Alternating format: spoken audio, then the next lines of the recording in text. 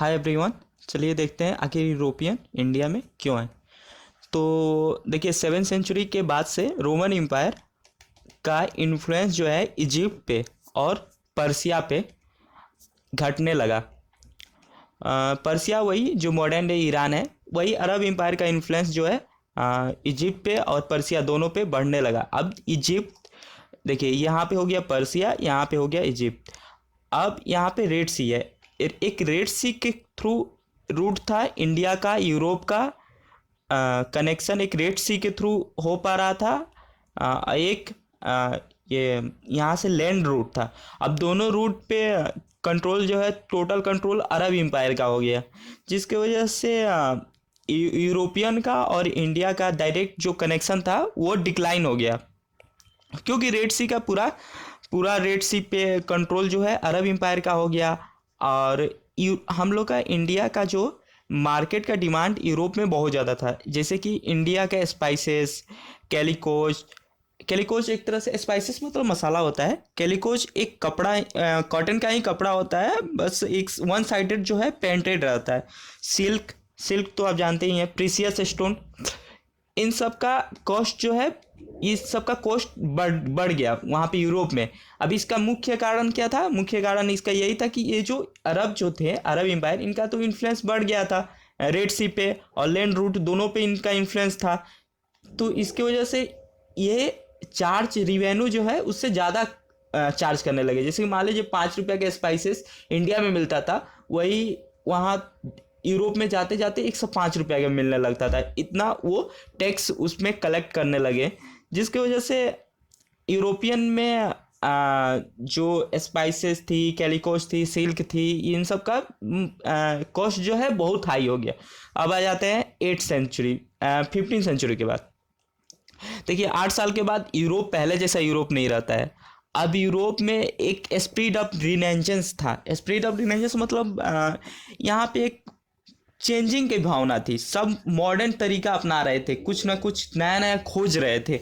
इसका best example आपको printing press जो है वो इसका बेस्ट एग्जांपल है। दूसरा, यूरोपियन का जो है ना, ये शिप में भी एज कम्पेयर टू अरब बहुत एडवांस थे, नेविगेशन में भी बहुत एडवांस थे, और इन लोग इकोनॉमिकली बहुत डेवलप थे। जैसे कि इकोनॉमिक डेवलप, जैसे कि ये मॉडर्न तरीका अपना रहे थे फार्मिंग का, साइंटिफिकली क्रॉप मैनेज करते थे। साइंटिफिक क्रॉप मैनेज मतलब कि जो सीजन का जो क्रॉप है उस सीजन में उसको बोना। जैसे कि मान लीजिए हम लोग की तरफ नहीं होता है, आलू होता है तो कभी आलू बोया जाता है, कभी गेहूं बोया जाता है। ऐसे करके 1 ईयर में 2-3 क्रॉप को एक ही खेत में जो होता है उसको हम लोग साइंटिफिकली मैनेज करते हैं। सेम उस समय यूरोपियन के पास ये टेक्निक आ गई थी। और तीसरा, इन लोग को मीट बहुत खाते थे। अब मीट जब खाते थे तो इन लोगों को क्या चाहिए? इन लोगों को चाहिए मसाला। अब मसाला कहाँ से आता था? इंडिया के पास। इन लोगों के पास पैसा बहुत था, लेकिन पैसा था तब पर भी कुछ कर नहीं पा रहे थे, क्योंकि कंट्रोल तो वहाँ पे अरब एम्पायर का था। अब देखिए वहाँ पे 2 पोर्ट हुआ करता था, एक वेनिस और एक जिनेवा में 2 पोर्ट हुआ करता था। ये पोर्ट जो ना पहले ओरिएंटल गुड स्पेक्ट्रम में लिखा हुआ है। ओरिएंटल गुड, ओरिएंटल गुड का मतलब होता है कि जो एशिया से जाने वाला सामान होता है उसको ओरिएंटल गुड कहते हैं। तो इसका बिजनेस, इन दोनों पोर्ट पे पहले बिजनेस ओरिएंटल गुड का बहुत अच्छा हुआ करता था, मतलब बिजनेस ये हमेशा प्रॉफिटेबल हुआ करता था।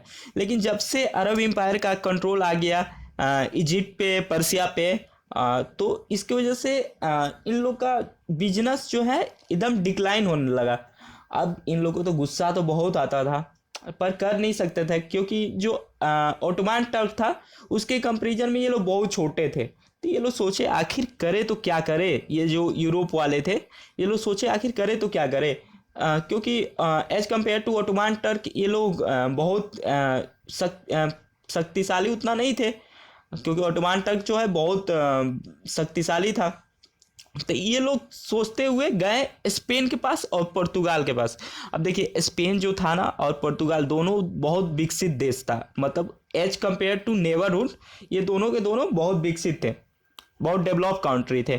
तो ये लोग बोले कि देखिए आपको जो हेल्प चाहिए, चाहे वो चाहे आपको जितना आदमी चाहिए हमसे ले लीजिए, चाहे जितना पैसा चाहिए ले लीजिए, लेकिन कैसे भी करके कोई ना कोई तरीका, कोई ना कोई रास्ता निकालिए जिससे कि हम लोग इंडिया से बिजनेस कर सकें। बाईपास करके जो अरब है उसको बाईपास करके कैसे भी करके हम लोग इंडिया से बिजनेस करते। अब जो पुर्तगाल जो था ना, इसको ये लीडर था क्रिस्टेंडम का। एक क्रिस्टेंडम एक ग्रुप बना था जिसमें वो मुस्लिम जो इन्फ्लुएंस बढ़ता जा रहा था उसको रोकने के लिए ये ग्रुप बना था। तो इसका लीडर भी था पुर्तगाल था।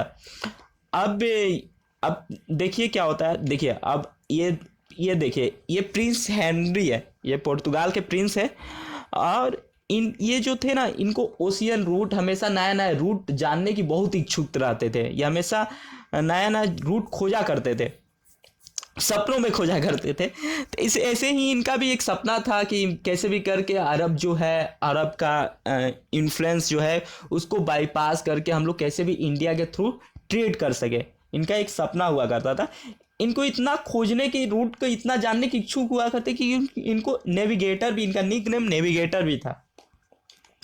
ये देखिए, ये प्रिंस, ये किंग थे वहाँ के, और ये पोप निकोलस V ये किंग थे। अब ये 1454 में ऑर्डर दिए कि जाइए, जाकर जितने इंडिया को मतलब खोजिए। तो ये 1454 में ऑर्डर दिए कि जाकर इंडिया को खोजो। ये ऑर्डर क्यों दिए? क्योंकि ये तो क्रिस्टेंडम ग्रुप का, पुर्तगाल जो है वो क्रिस्टेंडम ग्रुप का लीडर था, और जो इस्लामिक इन्फ्लुएंस बढ़ता जा रहा था उससे ये बहुत चिंतित थे। और इनको ये ऑर्डर दिए कि जाके इंडिया के जितना साउथर्न एशिया में जाके खोजिए, और जितना देश मिल रहा है उसमें जाके इस्लामिक इन्फ्लुएंस को कम कीजिए और क्रिश्चियनिटी को बढ़ाइए। अब प्रिंस का भी सपना था कि इंडिया को खोजना। ये ऑर्डर भी दे दिए 1454 में। इसके वजह से इन लोगों का प्लान का जो है बूस्ट मिल गया। लेकिन ये इनका प्लान, ये सपना जो था वो पूरा होने के पहले ही मर गए। फिर आ जाते हैं 1497 में। अब देखिए 1454 में तो ऑर्डर मिल गया था, लेकिन आज 1494 में एक ट्रीटी साइन हुआ। ट्रीटी किसके किसके बीच में साइन हुआ? स्पेन के बीच। देखिए ट्रीटी साइन हुआ स्पेन के और पुर्तगाल के बीच में। लेकिन 1497 में डिवाइड हुआ। डिवाइड कहाँ से हुआ? केप वर्डी आइलैंड यहाँ पे है ना, यहाँ से कुछ 2000 किलोमीटर दूर यहाँ पे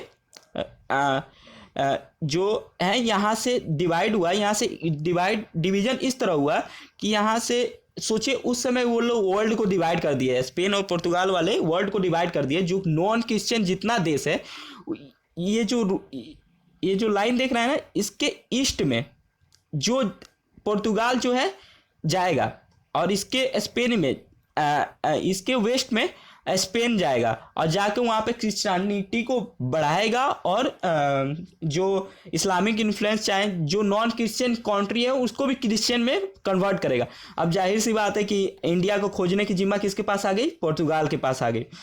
तो इसको, ये ट्रीटी को क्या कहता है? Treaty of टोर्डेसिला। 1494 में साइन हुआ था, लेकिन 1497 में डिवाइड हुआ।